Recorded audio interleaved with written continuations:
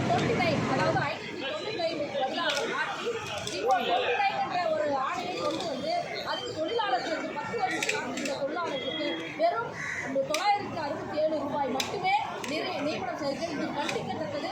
பெண்களுடைய அரசு என்று சொல்லக்கூடிய திமுக அரசு இதை கவனத்தில் எடுத்துக்கொண்டு உடனடியாக 595 ஆணையை உடனடியாக நிறைவேற்ற வேண்டும். அதே சமயம் கடந்த 25 வருடங்களாக குறைந்தபட்ச ஊதியத்துக்கான குழு அமைக்கப்படாமல் இருந்தது.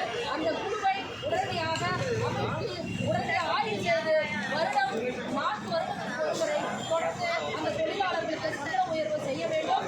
எங்களது இன்றைய போராட்டத்தினுடைய கோரிக்கை 595 ஆணையை உடனடியாக நிறைவேற்ற வேண்டும். நன்றி. என்னுடைய பேர் மலரிவாரதி, பொதுச் செயலாளர்.